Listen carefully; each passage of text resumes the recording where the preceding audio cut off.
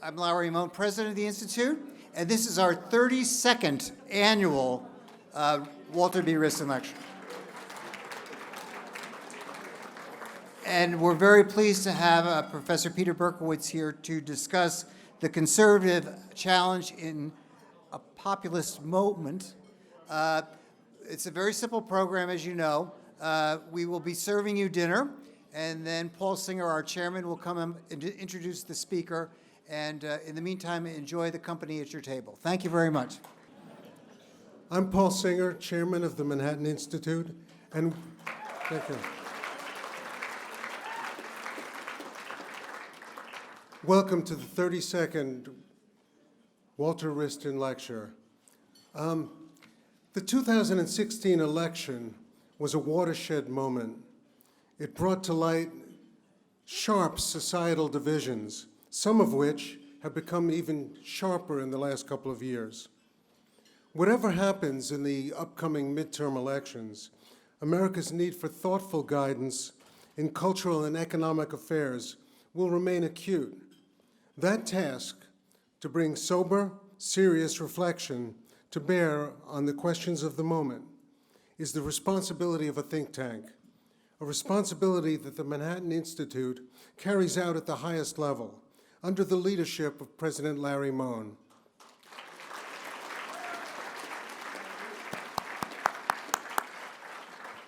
Larry, we thank you for this institution, leading this institution for 36 years with vision and distinction.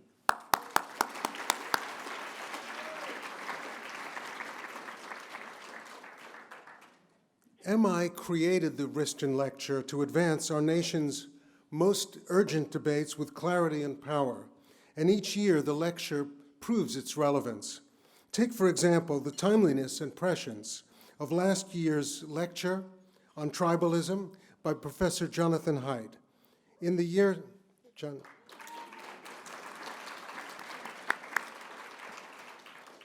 year since Professor Haidt's lecture, tribalism has become an ever more powerful force, an even more powerful force in American politics. Some activists and politicians across the ideological spectrum try to divide Americans from each other, elevating group loyalties over a civic unity that has been rooted traditionally in a shared set of political principles, those embodied in the United States Constitution and the Declaration of Independence. To understand the origins of such divisiveness, I encourage you to read the latest book by the Manhattan Institute's Thomas W. Smith Fellow, Heather McDonald.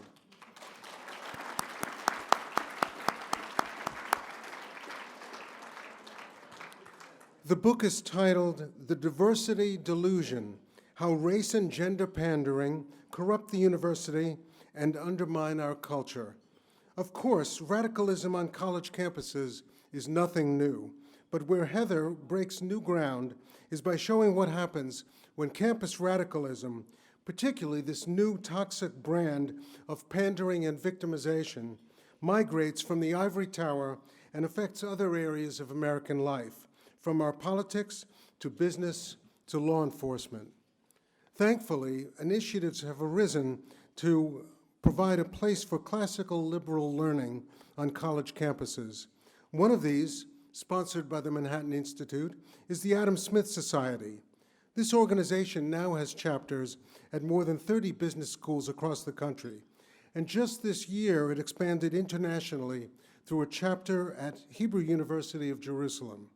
A few Adam Smith Society members are here with us tonight, and thank you for what you are doing to encourage serious discussion about liberty among the next generation of business leaders.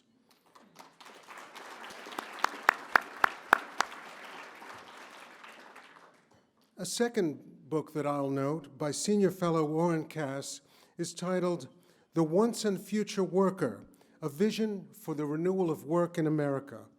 And it presents a way forward to address the economic insecurity experienced by many Americans, especially those in the non-urban and post-industrial communities that loomed so large in the last election.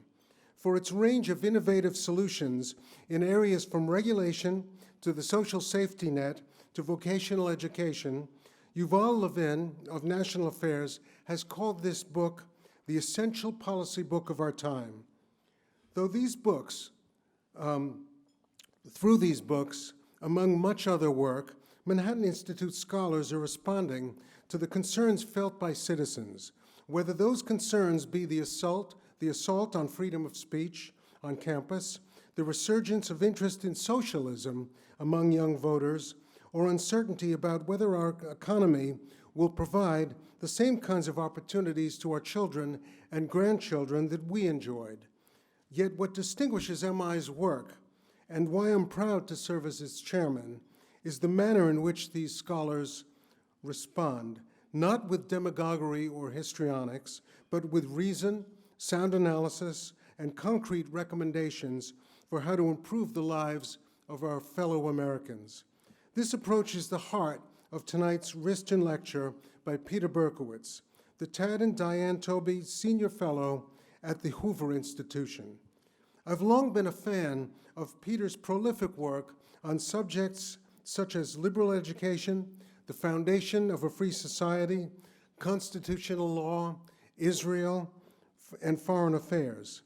In recent years, I've been privileged to come to know him as a friend through his work as Dean of Students at the Public Interest Fellowship, a DC-based fellowship program that combines academic study of the tradition of freedom with professional placements within the conservative movement. Peter developed his deep interest in liberal education as an undergraduate at Swarthmore College, to which he was accepted, as he tells it, thanks to the intervention of the school's tennis coach. After Swarthmore, where he majored in English, he traveled to Israel, where he got a job teaching on a kibbutz. Being in Israel during a moment of great turmoil led him to think more about politics and to see America in a new light. Says Peter, I saw that I had taken for granted what we had in the United States, and I began to appreciate that America's freedom, prosperity, and tolerance were remarkable achievements. Much of his scholarly work has been to understand what gave rise to those achievements and what we must do to preserve them. Peter received a master's degree in philosophy from Hebrew University of Jerusalem, a law degree from Yale, and a doctorate in political science from Yale. He joined the Hoover Institution after having taught at Harvard and George Mason University. Peter is, in the truest sense of the term, a public intellectual, but he's also best understood as a public patriot. One of the ways that Peter lives his patriotism is through his commitment to the classroom and his dedication to shaping promising young minds.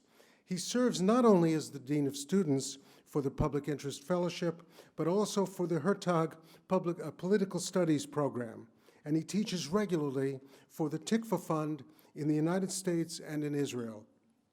This dedication has helped Peter build deep relationships with members of the House of Representatives and the U.S. Senate, including some former students of his, as well as other young men and women working in government. That influence, which will endure, makes me more optimistic about our ability to preserve the tradition of freedom that defines our republic. Please join me in welcoming Peter Berkowitz to deliver his Wriston Lecture, The Conservative Challenge in Our Populist Moment. Thank you, Paul, for those very generous remarks, introduction.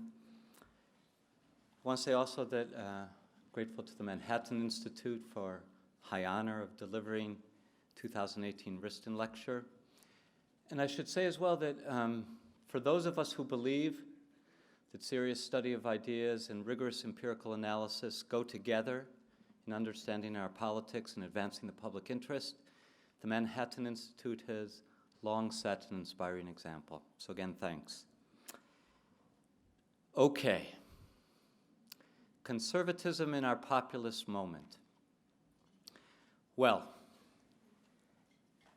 of all the strange and remarkable features of politics in the era of Trump, among the least strange and the least remarkable is the alliance that has emerged between conservatism and populism. That it seems strange and remarkable to many conservatives reflects a certain disconnection from our tradition. The uncertainty and agitation that the alliance introduced into conservative ranks underscores the importance of recovering a lively appreciation of conservatism's origins, major ideas, and perennial task. Now, I don't mean to deny the improbability of Donald J. Trump having made himself, or having been made, the tribune of conservative hopes and popular anxieties.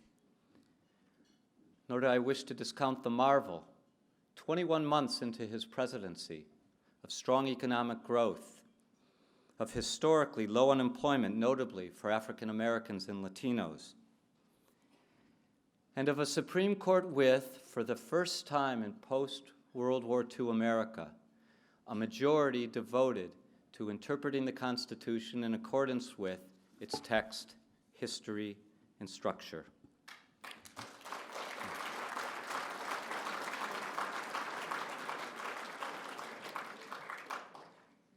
For a brash billionaire Manhattan real estate developer, for a long-running reality TV star, for a Playboy celebrity who over the course of decades hobnobbed with Democratic Party royalty and contributed substantially to their campaigns, for all that and more, Donald Trump's political accomplishments are strange and remarkable.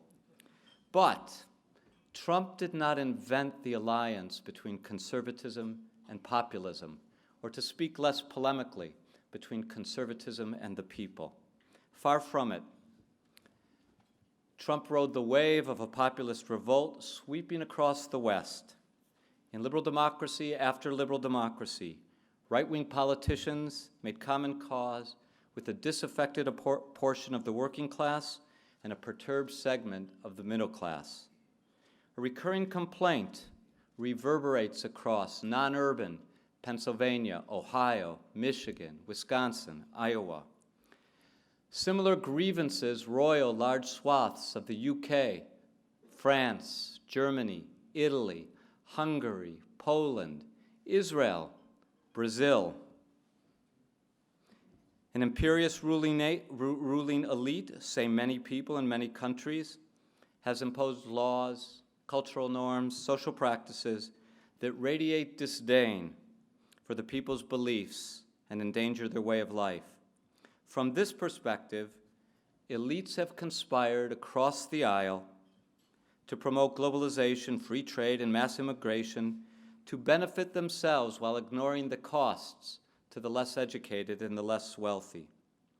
Meanwhile, many conservative members of the political and intellectual elite believe that progressive elites, who dominate the mainstream media and social media, the entertainment industry, the academy, despise conservatives. The scorched earth tactics unsuccessfully employed to derail now Justice Brett Kavanaugh's nomination to the Supreme Court reinforced a sense shared by committed conservatives and many red state and purple state voters. That sense was that they are bound together by a common political opponent. Notwithstanding the virulence of today's politics and the strange bedfellows it has produced, the Trump coalition represents a new variation on an old theme. In fact, the alliance between conservatism and the people, between those devoted to preserving and the people who want their communities to be preserved, this alliance is as old as modern conservatism itself. Its roots can be traced to British statesman Edmund Burke's seminal, prescient, real-time critique of the French Revolution. Around 150 years later, the founders of the conservative movement in America, the Made in American conservatism, especially associated with William F. Buckley, this conservatism renewed the relationship between the right and the people. The alliance has driven American conservatism's rise over the last 70 years to intellectual influence and political prominence. Exploring the sources of modern conservatism and recalling the reasons that American conservatives have repeatedly found their voice in defense of the people against haughty and overbearing elites, all this has implications for winning elections and governing effectively. Not the least practical benefit of such understanding is its capacity to calm nerves, steady gazes, firm spines, and cool judgment. The conservative challenge in the era of Trump calls for nothing less. So, for a moment, back to 1790. In that year, in Reflections on the Revolution in France, Edmund Burke threw into sharp relief issues that would come to define modern conservatism. They all revolved around the reconciliation of freedom and tradition. More than 2 centuries later, and the wailing and the rage that marked the Trump era notwithstanding, reconciling freedom and tradition come into view as modern conservatism's perennial task. In 1790, though, the challenge was fresh. Not because freedom was new, the desire for freedom is coeval with civilization, but because the idea of a political freedom to which each and every individual justly laid claim, this was still young. The conservative impulse is also of ancient origin. Before the rise of the modern tradition of freedom in 17th and 18th century England, conservatism had been humanity's default option. Conservatism, it didn't generate a specific body of political thought. That's because, on the whole, traditions teach that political authority stems from tradition. Traditions reflexively cultivate the disposition to preserve tradition. But doesn't the disposition to preserve rest on typical convictions? Yes.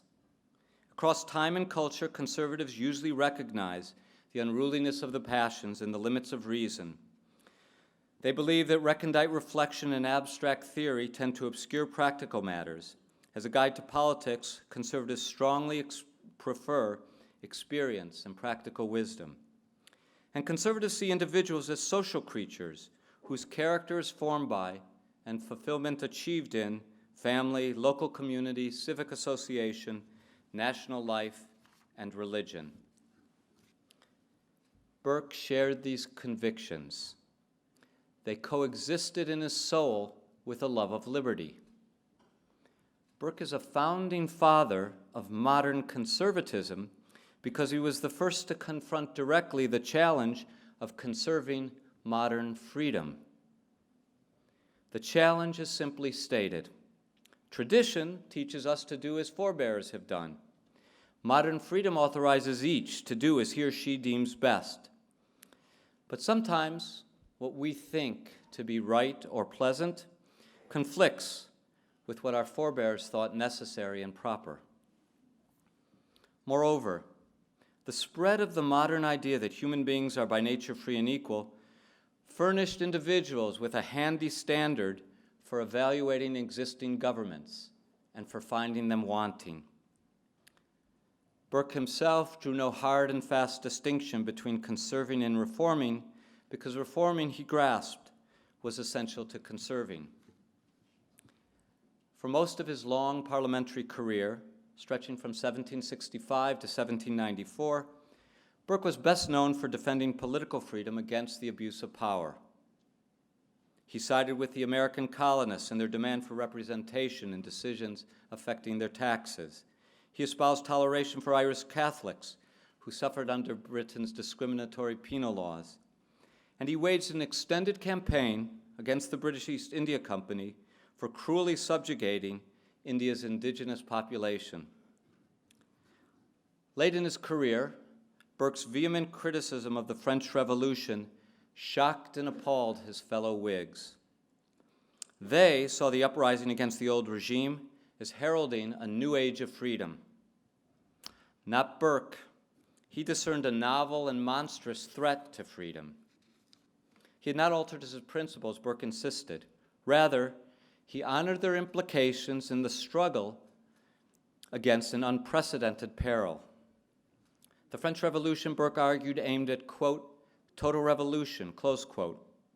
History abounded in attempts to alter governments, but the French Revolution endeavored to overthrow, quote, sentiments, manners, and moral opinions.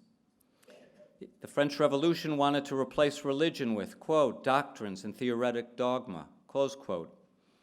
It sought to emancipate from inherited attachments. For Enlightenment's sake, it would refashion culture and conduct. It aspired to perfect politics by transforming humanity. Sound familiar? This, Burke argued, was madness. The revolutionaries' project, he maintained, betrayed a fundamental understanding of freedom and of people. British freedom, Burke stressed, derived from beliefs, practices, and associations that developed over centuries and lay beyond government's routine purview.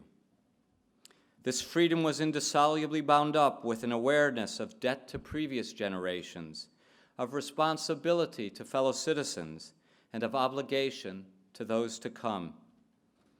The British people did not need a new schooling in liberty because they received an exemplary education from what Burke called prescription and prejudice. Prescription includes authoritative tradition, custom, and law. Prejudice, prejudgment, comprises the accumulated wisdom of community, nation, and faith. The people learned the ways of liberty in the, quote, little platoon, close quote, family, neighborhood, town, and church. These cultivated the virtues, fostered cooperation, and encouraged respect for rights and duties. A leading literary light, blessed with extraordinary rhetorical gifts, Burke allied with the people against, quote, the political men of letters, closed quote, the progressive public intellectuals of his day.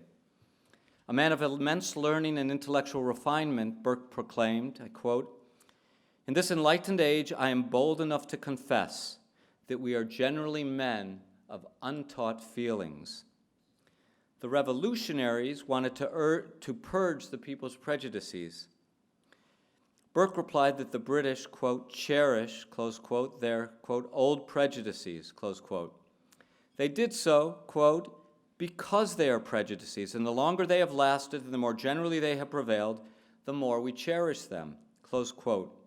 Burke had particularly in mind the prejudices, we might say widely shared assumptions or even self-evident truths that favored freedom.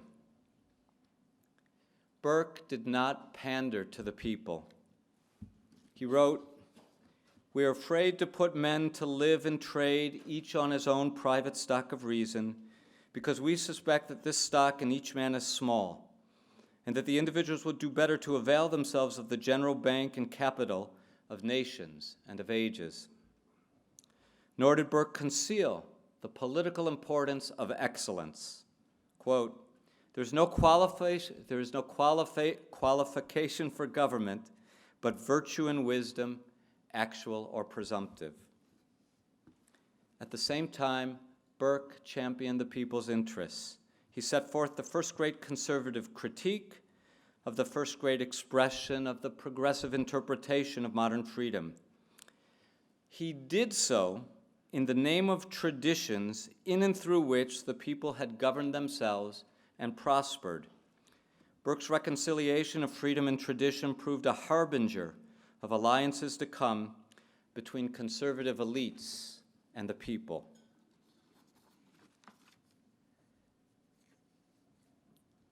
Like the modern conservatism that Burke inaugurated, the conservative movement in America was forged in response to a crisis, really a pair of crises.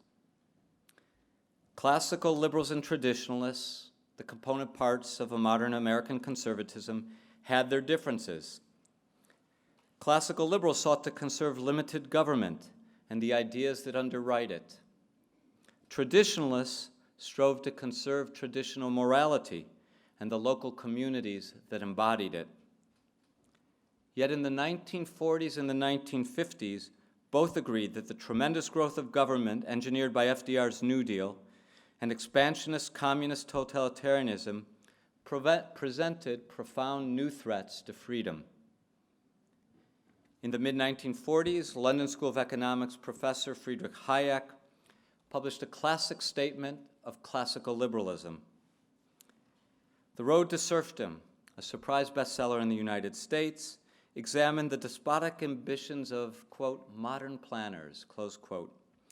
These intellectuals and technocrats, spiritual descendants of the French revolutionaries, favored, quote, a central direction of all economic activity according to a single plan.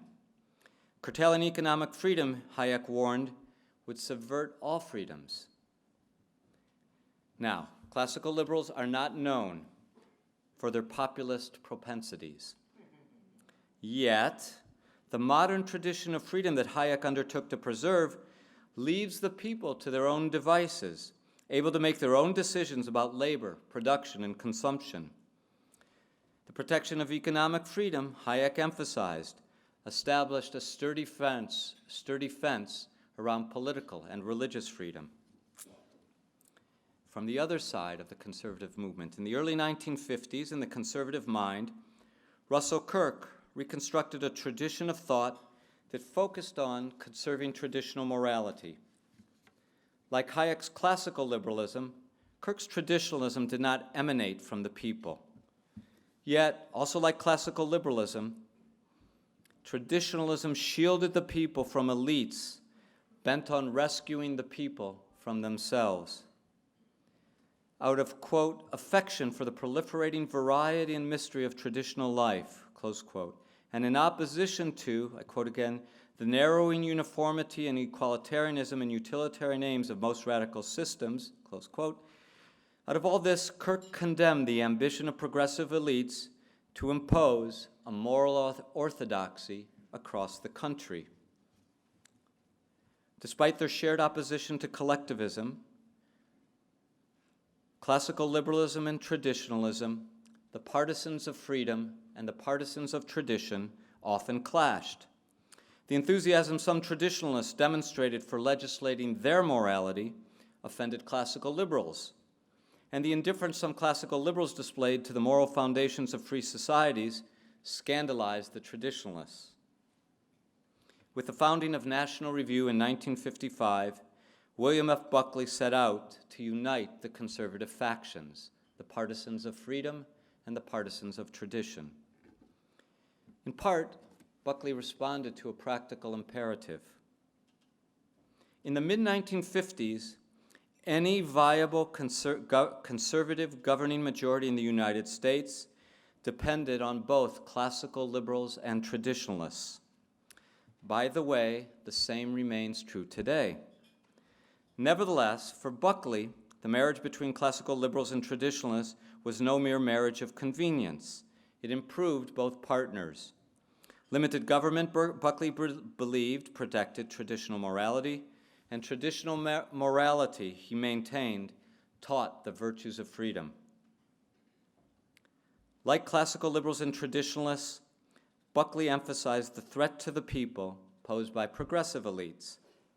In the first issue of National Review, the mission statement proclaimed, I quote again, "The profound crisis of our era is, in essence, the conflict between the social engineers, more descendants of the French revolutionaries, who seek to adjust mankind to conform with scientific utopias, and the disciples of truth, who defend the organic moral order." For Buckley, the people embodied this organic moral order. 30 years later, Irving Kristol endorsed what he called the new populism, the new populism. In a 1985 Wall Street Journal column, at once colloquial, learned, and elegant, Kristol observed that distrust of populism was inscribed in America's founding. The Constitution, after all, established a limited government through complex institutional arrangements designed to keep government within its prescribed boundaries. To that end, the sovereign people rule indirectly under the Constitution and at a distance through elected representatives. Since the nation's founding, Kristol asserted, quote, Populism has not had a good name among American political scientists, jurists, and social critics, close quote. Associated with demagoguery, populism has been, I quote again, taken to signify a movement of popular passions to overwhelm the political and legal process by which our democracy has traditionally operated, the traditional critique of populism. But a new populism arose in the mid-1960s, argued Crystal. The people, he contended, were justly dismayed by government's inept conduct of the Vietnam War, by courts that were intruding into social policy, by schools that were abandoning the education and discipline of students, and by a criminal justice system that was losing interest in stopping crime. Consequently, according to Crystal, I quote again, the common sense, not the passion, but the common sense of the American people has been outraged over the past 20 years by the persistent unwisdom of their elected and appointed officials. This new populism differed greatly from, indeed is nearly the opposite of, the, quote, blind rebellion against constitutional government, close quote, feared by America's founders. The new populism, quote, is rather an effort to bring our governing elites to their senses. For that reason, Crystal observes, quote, so many people who would ordinarily worry about a populist uprising find themselves so sympathetic to the new populism. That was 1985. Conservatism's political prospects have risen and fallen with the new populism. In 1980, Ronald Reagan owed his presidency in part to disgruntled blue-collar Democrats and an energized religious right. George H.W. Bush lost his bid for a second term because 19% of the electorate, a disproportionate number from among conservatives, voted for populist upstart Ross Perot. In 1994, Newt Gingrich's contract with America, an agreement with regular voters apprehensive over President and Mrs. Clinton's ambitions to overhaul health care, led to the first Republican majority in the House for 40 years and control of the Senate as well. In 2000, George W. Bush won, in no small measure, because left-wing populist Ralph Nader took tens of thousands of Florida votes from Al Gore. In 2010, the Tea Party energy fueled a stunning turnaround for the Republican Party, producing a GOP majority in the House of Representatives that stymied Barack Obama's plans for, I quote, fundamentally transforming the United States of America, close quote. And in 2016, Donald Trump defied the experts with a promise to make America great again that resonated among disillusioned swing voters in states that formed the so-called Blue Wall. Since Burke, conservative elites have regularly joined forces with the people against progressive elites armed with transformational projects. Recognizing the historical continuities is crucial, not least to grasping how today's conservative populist coalition differs, and not only because Trump is different. Recall, in 1790, Edmund Burke regarded British morality, civil society, and political institutions as fundamentally sound, as healthy. He sought to protect them from baleful Parisian ideas. In 1955, William F. Buckley strove to safeguard entwined commitments to freedom and faith that he believed to be alive and well among ordinary people. In 1985, Irving Kristol found a repository of good judgment in the people and saw their decency and dependability as a bulwark against progressive overreach. But today, the people are restive and in distress. The danger to their communities is not distant and vague.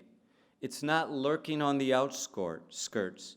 It has breached the town walls, it has occupied their neighborhoods and infiltrated their homes. In 2012, in Coming Apart, Charles Murray explored the multifaceted crisis assailing America's lower middle class. It is beset by plunging marriage rates, rising births to unwed mothers, erosion in men's industriousness, surging crime, and a steep decline in religious faith. Add to that the disruptions visited upon the nation's industrial heartland by globalization, workplace automation, and opioids. Then there are the calumnies, racism, sexism, xenophobia, that progressive elites heap on ordinary people. Social media spreads these calumnies like wildfire. This intensifies ordinary people's resentment and distrust. Preserving and reforming no longer suffice. To conserve, one must also restore. The challenge is formidable. It calls for delicacy and tenacity, care and boldness, broad learning, and shrewd judgment. To restore America's beleaguered lower middle class communities, indeed, to win the support of socioeconomic classes throughout the nation, conservative elites must persuade the people that individual freedom, limited government, free markets, a robust civil society, a strong America abroad advance the people's long-term interests. Also, conservative elites must listen more and more carefully to the people, the better to understand their aspirations, discontents, and fears. This will aid in developing policies informed by the principles of constitutional government that address the people's immediate priorities, starting with good jobs, which are essential to healthy communities. To fashion sound policy, liberal democracy in America must be well understood. A proper liberal education yields that understanding. However, and to put the matter gently, few of our institutions of higher education transmit knowledge of and cultivate the spirit of freedom.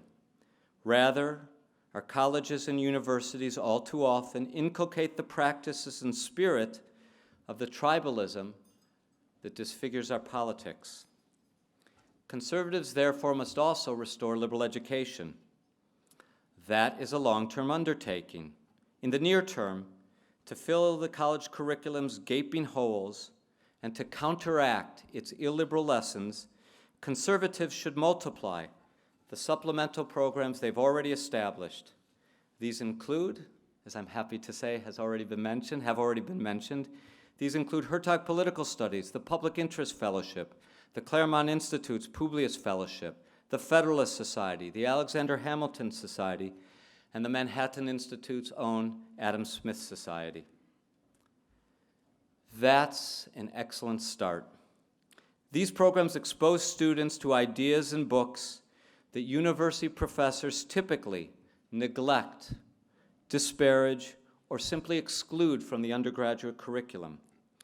These programs introduce students to a spirit of inquiry, curious, questioning, and rigorous, that is increasingly rare on our campuses.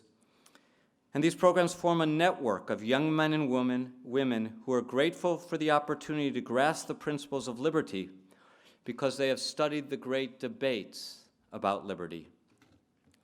But don't be deceived, valuable as they are, the conservative-built supplements to college education are only a start. Enormous work lies ahead.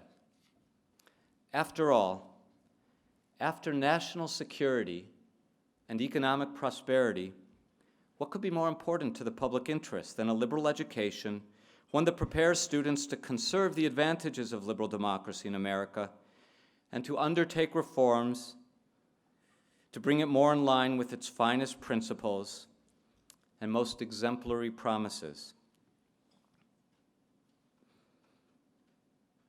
Indeed, without such an education, how will citizens fully comprehend the imperatives of national security and economic prosperity? Now, it is true that liberal education has always been the province of elites.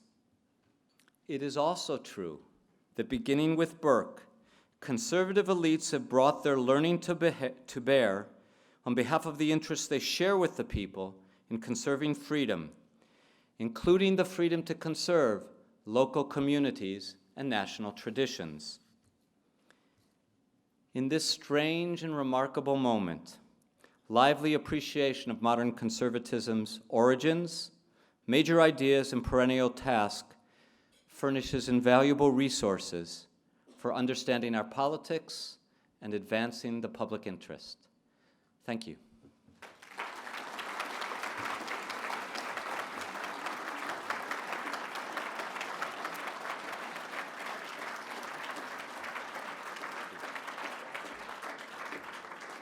Okay, we have some time for questions, so just raise your hand, wait for me to acknowledge you, and a microphone will come to your table so that we can all hear your question. So, Dan Schuckman. Hi. I was expecting you to mention Buckley's famous statement to the effect of, I would sooner be governed by the first 500 names of the Boston phone book than the faculty of Harvard University, which seems to me as strong a populist statement as you can have. Indeed, On yes. the other hand, it's hard to imagine he thought those names in the phone book were going to choose Trump. Discuss. Discuss. Well, I've got this lecture here. Yes, of course. So I wanted to acknowledge at the beginning, I can't imagine for 2016, 2015, I can imagine one or two, very, very few conservatives said to themselves, just what this country needs is Donald Trump.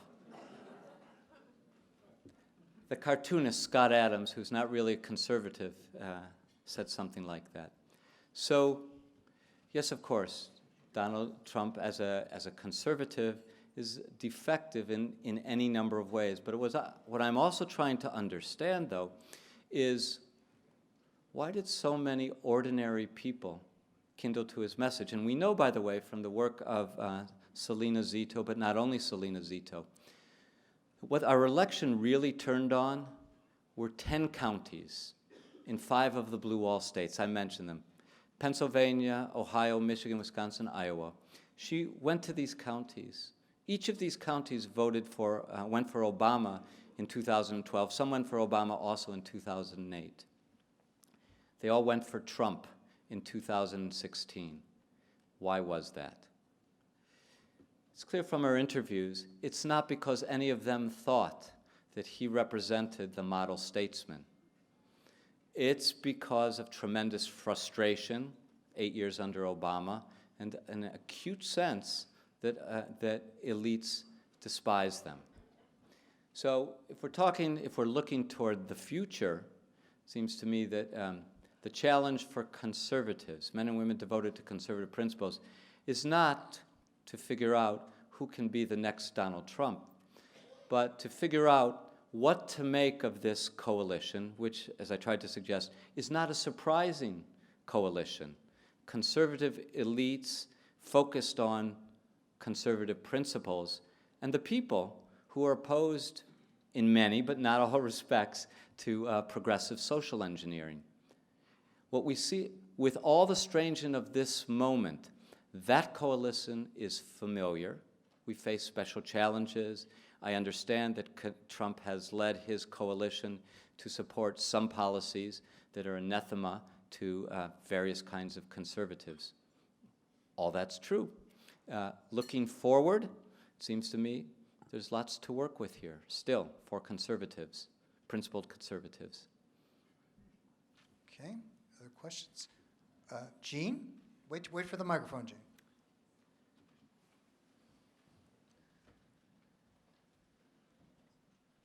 I am curious, very interesting talk. I'm curious how you think cronyism, broadly speaking, fits into what's gone on.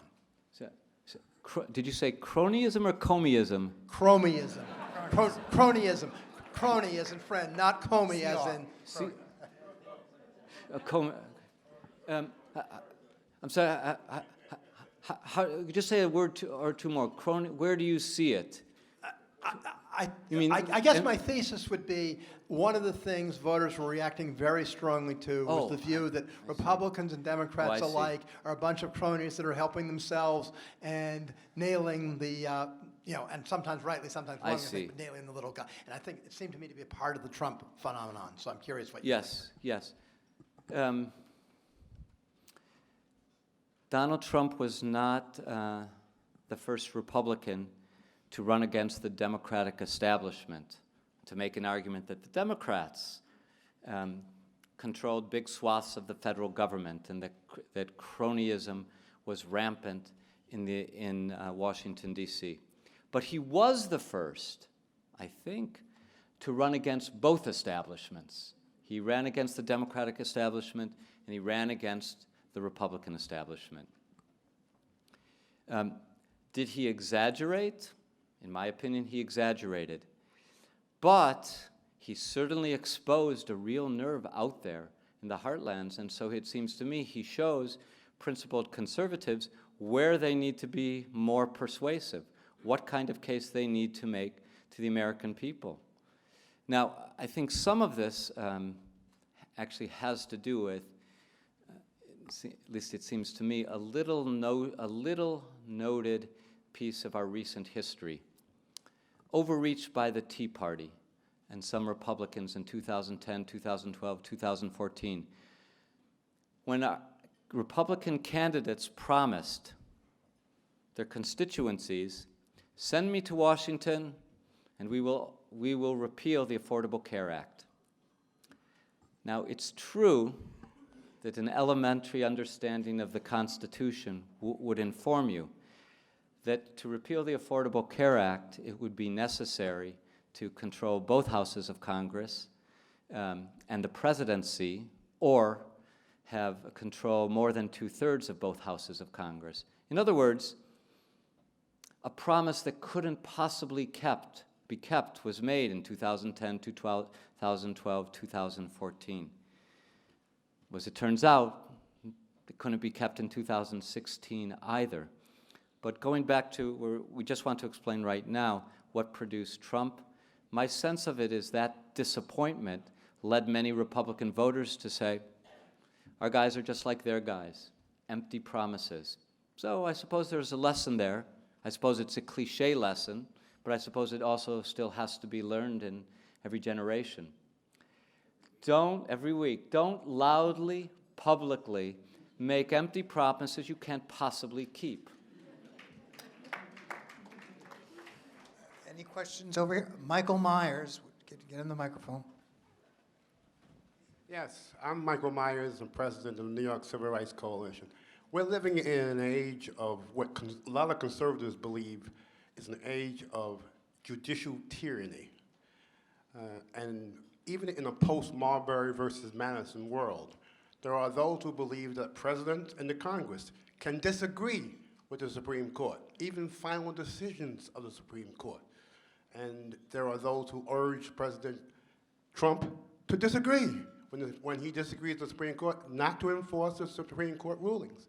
So my question to you is, how do you restore the notion of conservative principles and populism when the Supreme Court arrogates to itself to the final decision on all matters, political and constitutional? Well, that's easy. I would expand 100-fold the work of the Federalist Society. Let the system educating as we talked about before, educating not only law students but undergraduates. I apologize for constantly returning to our educational system, but nothing's more important than education.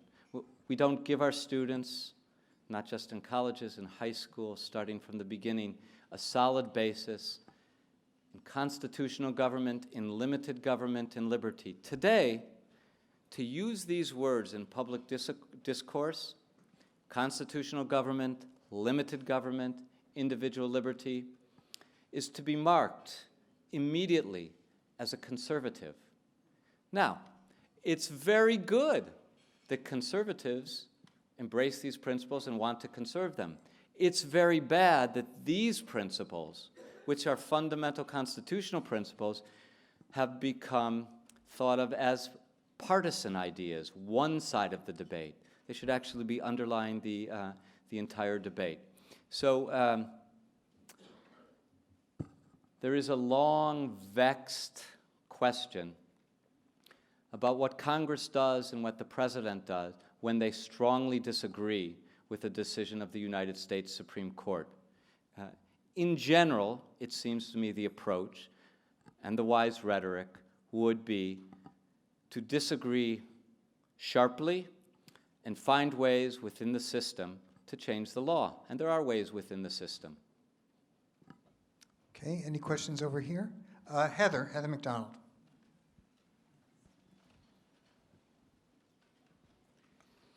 Thank you, Peter, for that great speech. You spoke of the tension between classical liberals and traditionalists in the 40s and 50s. I would say there's another contradiction and tension that we're sort of papering over, which is free market capitalism and traditionalism. Yes. Free market capitalism is a highly disruptive force to communities, to labor arrangements, to values themselves. Globalization is arguably a perfectly natural outcome of corporations rightly seeking the highest profit, seeking the lowest inputs, and yet we've seen this has difficult, if to say the least, effects on traditional communities and worker relations. So how does conservatism reconcile that tension? And to quote another great Irving Kristol essay, 2 cheers for capitalism. Yes, and it seems to me that's right. But we have to emphasize this. You're right, it's a fundamental tension, belonged in the talk. It's been a fundamental tension that conservatives have been wrestling with for a very long time. And I think it's fair to say it's grown more acute in our age. It's more difficult to paper it over today because, as you suggest, and I believe rightly, globalization, the mobility not only of capital, but of people, this produces constant churn, constant change. Schumpeter spoke of capitalism's creative destruction. As we all know, as many of us believe, in the long run, free trade benefits us all, but in the short run, there are clear winners and there are clear losers. So my short answer is that conservatives will have to pick up their game. They will have to acknowledge this tension forthrightly, understand the claims on both sides, and once again find, now to paraphrase Madison, constitutional remedies consistent or remedies for the diseases that arise under the Constitution, which protects free markets, that remain consistent with the Constitution. This is a key.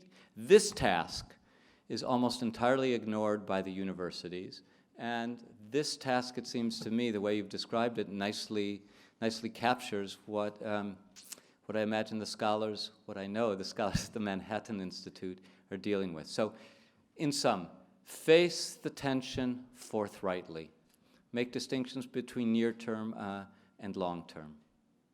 If I were going to give a plug for Orrin Cass's book, I would say his thesis is precisely that tension and some interesting ideas about how to address it. One final question? What do we have here? Oh, Roger. Okay, sure. So, Peter, I'd like to draw the connection between, in part, what you're saying from your speech, which is actually the collapse, the failure of the academy, and certainly any conservative scholars actually making their way into tenured position, or very few making their way into tenured positions. When you combine that with what's happened to the conservative intellectual side of pundits, scholars, writers, intellectuals, at magazines, at newspapers, we've seen an enormous collapse. It's almost a unilateral disarmament of losing so many people that were actually, in some form or another, supported by many people in this kind of room or other think tanks, wherever they may be around the country. How does the conservative movement regroup from here? This isn't the beginning any longer. We're now we've advanced in a very, very significant way, and we don't have sort of the troops in the field to argue the case that we think is so critical. That's right, and to compound the problem, we don't have a people out there, ordinary people, lower middle class people whose instincts and reflexes are traditional in the way they once were, even disposed to freedom in the way they once were. So the problem's especially acute. But I must remind us of what the situation was when William F. Buckley launched National Review in 1955. There was no conservative movement. He ran his operation on a shoestring. We should not forget this. From Buckley's point of view, Buckley wrote a book in 1951, we were discussing, God and Man at Yale, in which he argued that the universities had already been taken over by progressive ideologues and the curriculum had already been conscripted to advance progressive ends.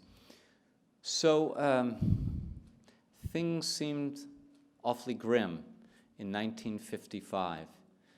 Buckley announces his new magazine and he says, I know people are going to say this is hopeless. But he was devoted to his principles, and you know the history as well as anyone in the room. So I suppose the answer is, with the universities increasingly closed off, conservatives have to continue the project of creating. It will be small, it will only be supplemental. You cannot replace the American university system, but create these supplemental institutions and organizations which keep alive, which preserve constitutional understanding, dedication to liberty, devotion to a kind of political society which is open to the claims of religion and local community. In other words, in truth, I wish I could say more, but beyond the kinds of work you and others in this room are already doing, I don't have innovative new ideas. I do thank you for the work you've done, and hope you'll do more of it. Thank you, Peter.